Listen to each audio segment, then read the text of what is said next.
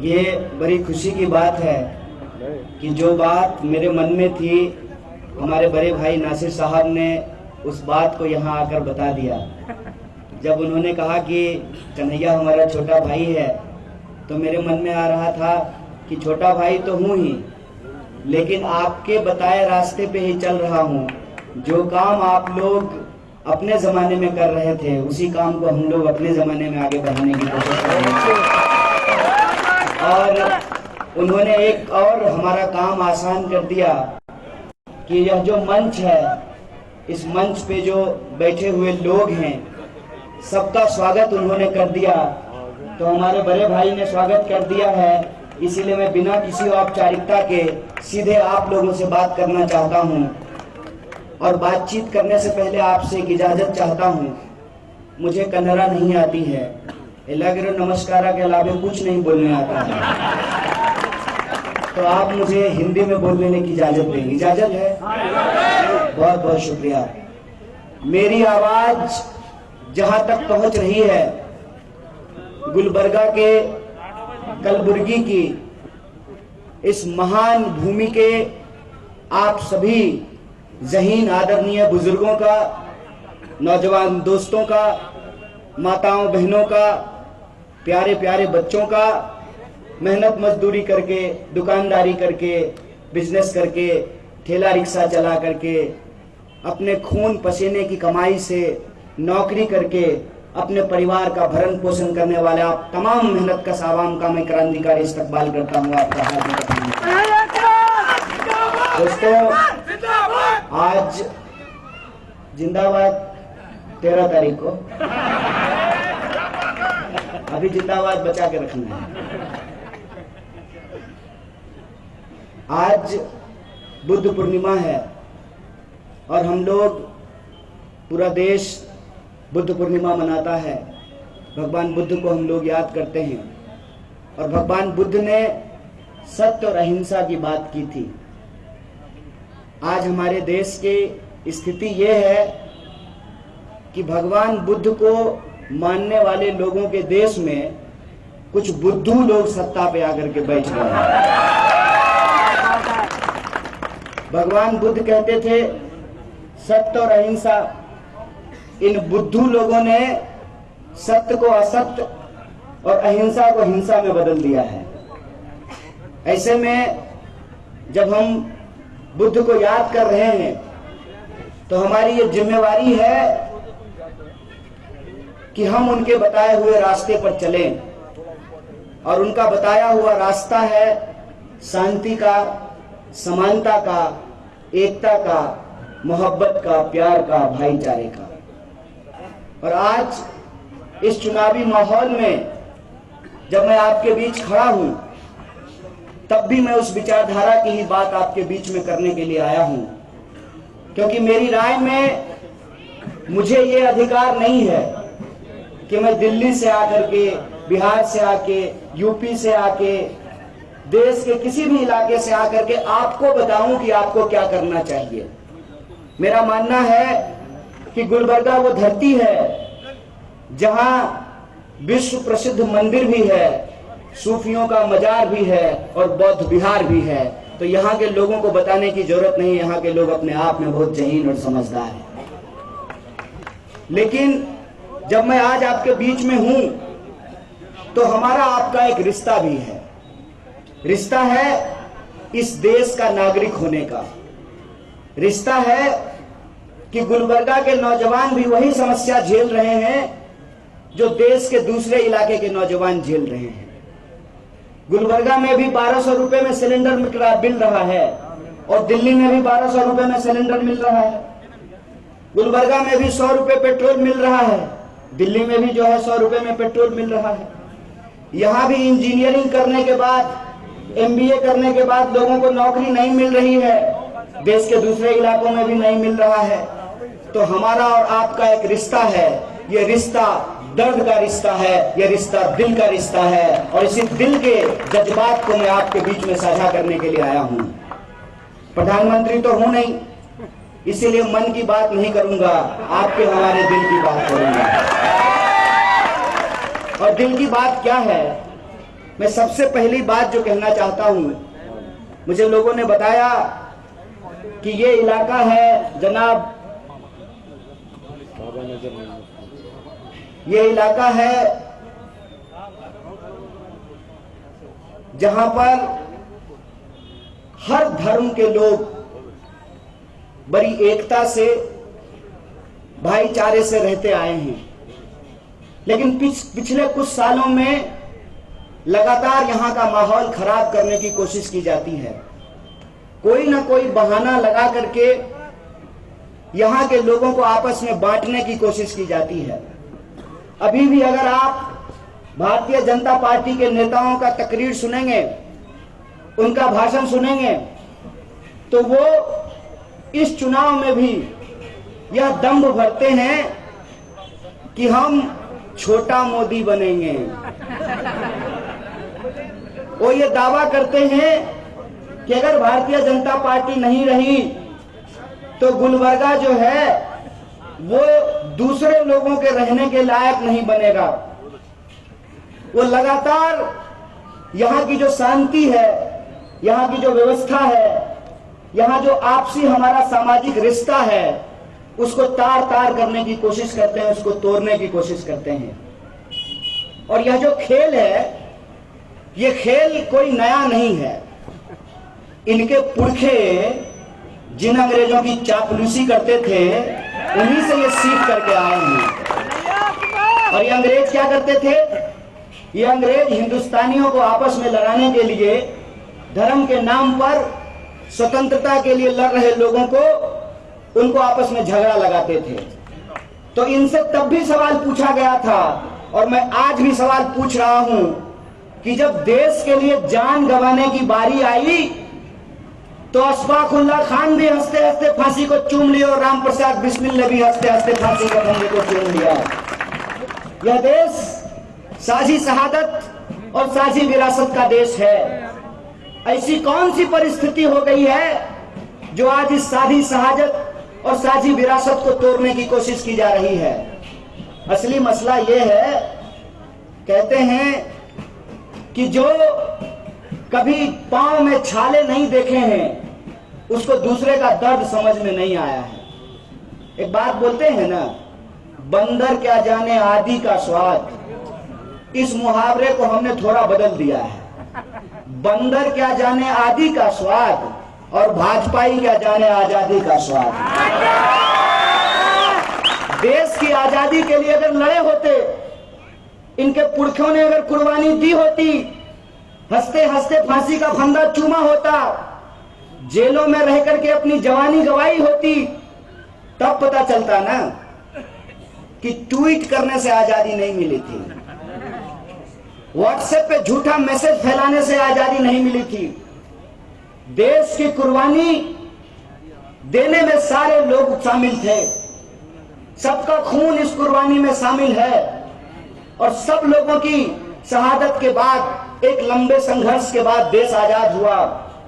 और इस आजाद देश में एक आईन को बनाया गया, एक संविधान को बनाया गया, जिस संविधान की सबसे बड़ी ताकत यह है कि मर्द का भी वोट एक और औरत का भी वोट एक। अभी जब मैं इधर आया तो कुछ लोग, इनके जो शौहर थे, इस इलाके के मशहूर जननेता थे कमरुद्दीन साहब, 40 साल तक वो इस इलाके को की क़यादत करते रहे, इसको रिप्रेजेंट करते रहे।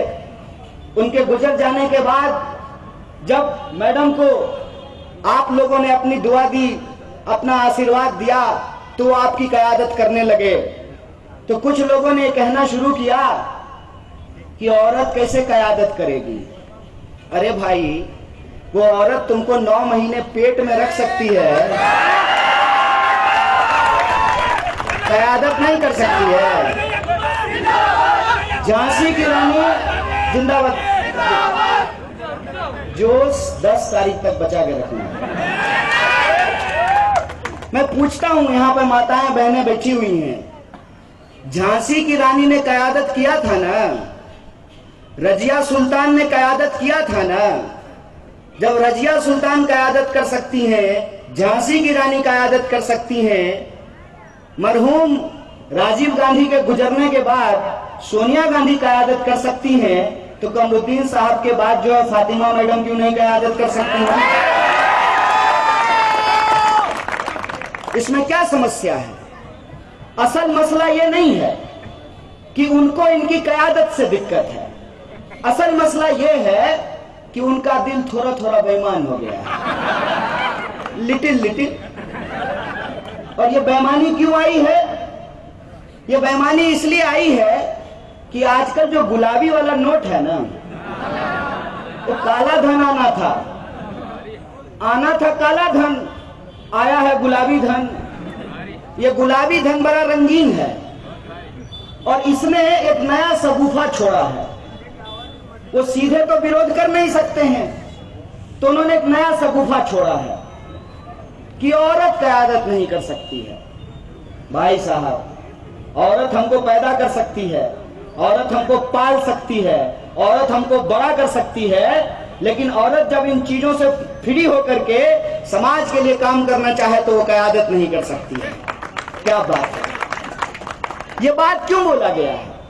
असली मसला ये है कि वो सीधे सीधे भाजपा के लिए वोट नहीं मांग सकते हैं, क्योंकि अगर सीधे सीधे भाजपा के लिए वोट मांगेंगे तो कल को लोग उनसे पूछेगा, क्यों साहब ये ईमान हराम कैसे हो गया, ये बेईमानी कहां से आई? लोग राह चलते पूछेंगे। तो उन्होंने नया शगुफा छोड़ दिया है, आप इसको अपने दिल पे मत लीजिएगा। इस कनीज फातिमा साहिबा, हम आपको कह रहे हैं, आप बिल्कुल इसको दिल पे मत लीजिए। अरे आपके बच्चे भी कभी आपसे नाराज हो जाते होंगे। 2 बच्चे होते तो कहते हैं कभी कभी कि अम्मी तुम उसको ज्यादा मानती हो, हमको कम मानती हो। तो असली मसला इसमें कुछ और है। सीधे सीधे भाजपा का वोट नहीं मांग सकते हैं, तो उनका ईमान थोड़ा डोल गया है, थोड़ा हिल गया है, तो उन्होंने ये शगुफा छोड़ दिया है। मैं कहता हूं कि आज के वक्त की जो नजाकत है, और अगर आप ईमान वाले इंसान हैं, ईमानदारी से आप इस सिचुएशन को अगर समझते हैं, तो आप यह बात बखूबी समझते हैं ना कि ये जो बिल्डिंग खड़ी है, ये जो है, ये हमारे पास कोई अलादीन का चिराग तो है नहीं कि गिली गिली पम छू कहेंगे और बिल्डिंग बन जाएगा। ये एक एक ईंट जोड़ करके ये बिल्डिंग बना है ना, तो हर ईंट इंपॉर्टेंट है। जो ईंट नीचे जमीन में दबी हुई है, जो हमको आंख से नहीं दिख रही है, वो भी इंपॉर्टेंट है, और जो ऊपर लगी हुई है वो भी इंपॉर्टेंट है। एक एक ईंट जब इंपॉर्टेंट है तभी तो यह बिल्डिंग बना है। इस बात को यदि आप समझते हैं तो आप यह भी समझते हैं जैसे एक एक ईंट को जुड़ने से मकान बनता है, वैसे ही एक एक वोट को जोड़ने से कोई विधायक बनता है, एक एक वोट को जोड़ने से कोई एमएलए बनता है, और एक एक एमएलए को जोड़ने से मेजॉरिटी मिलती है। और आपको हम क्या बताएंगे, आप खुद समझदार हैं। पिछले बार के चुनाव में क्या हुआ? अगर हमारे पास मैजिक नंबर होता, मैं आपको उदाहरण देना चाहता हूं। ये जो जयशाह का पप्पा है, जानते हैं उसका नाम पता है ना? हाँ, ये जयशाह का जो पप्पा है, इसका बुद्धि तब क्या हो गया था जब छत्तीसगढ़ में हमारे पास जो है 60 से ज्यादा सीट है। इसके बुद्धि को तब क्या हो गया जब हिमाचल में हमने सरकार बना ली। इसके बुद्धि को तब क्या हो गया जब राजस्थान में हमने सरकार बचा ली। सरकार कहां ये तोड़ ले रहे हैं और सरकार कहां ये नहीं तोड़ पा रहे हैं, उसको तो आप समझते हैं ना। अगर आप बहुमत के आसपास नंबर देंगे, तब जैसे ईमान लोगों का डोल रहा है ना, तो धीरे से व्हाट्सएप पे बोल रहे हैं ना, जैसे जैसे ईमान डोल रहा है वैसे ही व्हाट्सएप पे धीरे धीरे लोग बोल रहा है औरत क़यादत नहीं करेगी। असली मसला यह है कि ईमान बिकना शुरू हो गया है। तो ईमान यहां जब बिकना शुरू हुआ है तो बेंगलोर जाते जाते उस ईमान का दाम बहुत ज्यादा हो जाता है। अगर आप चाहते हैं कि आपके वोट की चोरी ना हो, आप जिसको वोट दिए हैं, जिस पार्टी को वोट दिए हैं, उसकी ही सरकार बने। इसके लिए यह जरूरी है कि मैजिक नंबर से ज्यादा हमारे पास नंबर हो। और यह नंबर तभी होगा ना जब हम एक एक सीट पर एक एक वोट की गारंटी करेंगे। मसला यह है कि वो इनके खिलाफ नहीं बोल रहे हैं, वो दरअसल 40% की कमीशन वाली सरकार के समर्थन में बोल रहे हैं। यह लड़ाई बिल्कुल आमने सामने की है, आमने सामने की लड़ाई है। ये इस कर्नाटक प्रदेश का एक एक इंसान इस बात को समझता है कि लड़ाई सीधे सीधे किसके बीच में है। लड़ाई सीधे सीधे जो लोग बहुमत की चोरी करने वाले हैं, 40% की बेईमानी करने वाले हैं, रोजगार को के नाम पर 2 करोड़ रोजगार देंगे ऐसा वादा बोल करके उस वादे से मुकरने वाले लोग हैं। जो महंगाई 450 रुपए में जब सिलेंडर मिलती थी तब नारा लगा रहे थे, बहुत हुई महंगाई की मार, अब की बार मोदी सरकार। और वो जो है उनका पूरा बुद्धि भुला गया है जब 1200 रुपए का सिलेंडर मिल रहा है। तो ये लड़ाई बिल्कुल आमने सामने की है। एक तरफ लोगों को आपस में लड़ा करके, बांट करके, ठग करके उनका वोट चोरी करने वाले और इस राज्य की जो संपत्ति है उसकी बेईमानी करने वाले 40% की कमीशन वाली सरकार है। दूसरी तरफ जो उस सरकार को बदलना चाहते हैं, जो परिवर्तन लाना चाहते हैं, जो चाहते हैं कि कर्नाटक में परिवर्तन आए। लड़ाई बिल्कुल आमने सामने का है, इसमें कोई कंफ्यूजन नहीं है, इसमें कोई धोखा नहीं है। जो लोग बीजेपी को वोट करना चाहते हैं उनका तो क्या ही कहना है।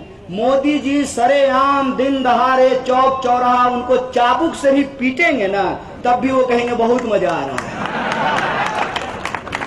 तो उनका क्या कहना है।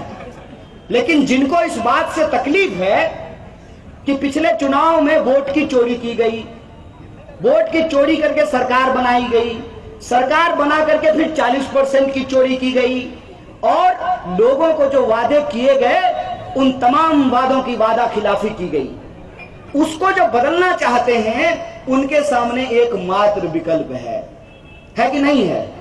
नहीं, इसलिए हम नहीं बोल रहे हैं कि हम कांग्रेस का पहने हुए हैं। आप लोग बता दीजिए इस प्रदेश में बीजेपी को कौन हरा सकता है।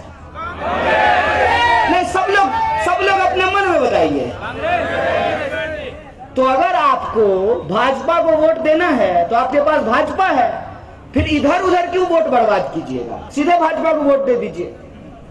अगर भाजपा को वोट नहीं देना है, भाजपा की सरकार पलटनी है, तो आपके पास एकमात्र विकल्प है। क्या है उसका नाम? भारतीय राष्ट्रीय कांग्रेस उसका नाम है। इसीलिए जो लोग मैडम के ऊपर हमला कर रहे हैं दरअसल वो इनडायरेक्टली बीजेपी का मदद कर रहे हैं।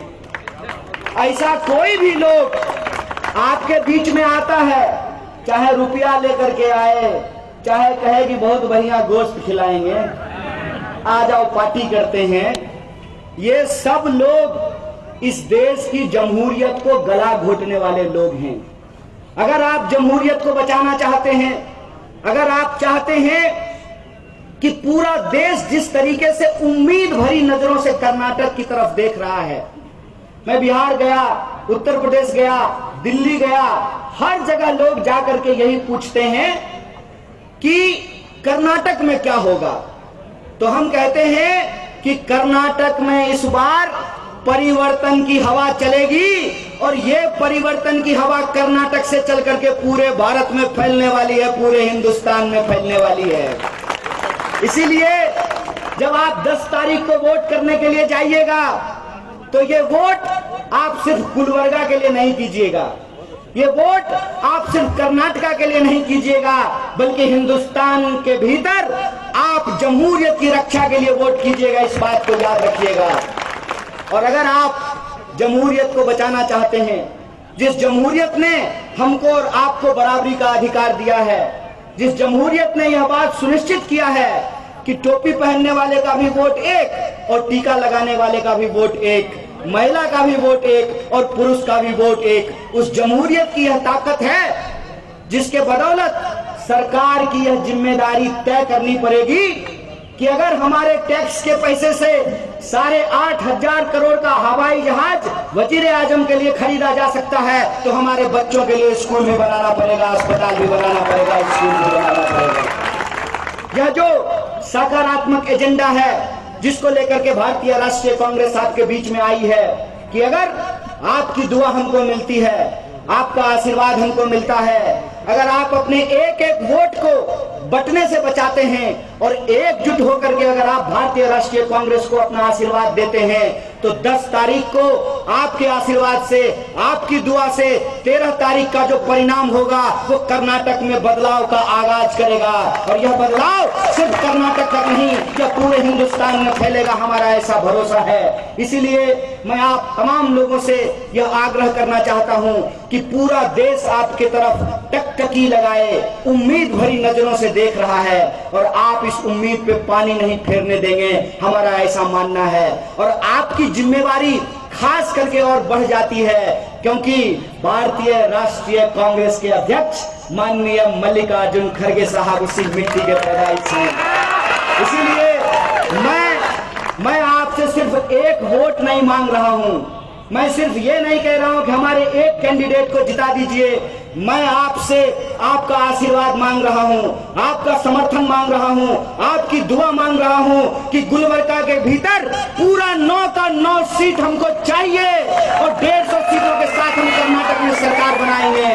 और अगर हमारी सरकार बनेगी तो यह सरकार आम लोगों की सरकार होगी, वो 40% बेईमानी वाली सरकार नहीं होगी, ये वादा करके मैं आपसे जा रहा हूं। और अगर आप ये परिवर्तन करने के लिए तैयार हैं तो मैं आपसे यही आग्रह करना चाहता हूं कि यह लड़ाई 2 दल के बीच की लड़ाई नहीं है, यह लड़ाई 2 विचार के बीच की लड़ाई है। और अगर आप मोहब्बत में भरोसा करने वाले लोग हैं, बोलिए मोहब्बत में भरोसा करने वाले लोग हैं कि नहीं है? हाथ उठा करके बताइए। इस देश को बचाने वाले लोग हैं कि नहीं है? तो आपका समर्थन, आपका एक एक वोट जो फातिमा मैडम है उनको मिलेगा और पूरे के पूरे 9 सीट गुलबर्गा में हम जीतेंगे और नया सरकार बना करके इस देश में एक नया उदाहरण पेश करने का काम करेंगे। जो बदलाव का बटन आप यहाँ दबाएंगे, इसकी गूंज पूरे हिंदुस्तान में सुनाई पड़ेगी, ऐसा हमारा भरोसा है। इसी आशा और विश्वास के साथ आप तमाम लोगों को एक बार फिर से दिल से शुक्रिया अदा करता हूँ। शुक्रिया। इंकलाब जिंदाबाद। जय हिंद, जय भारत, जय कांग्रेस, जय कर्नाटक।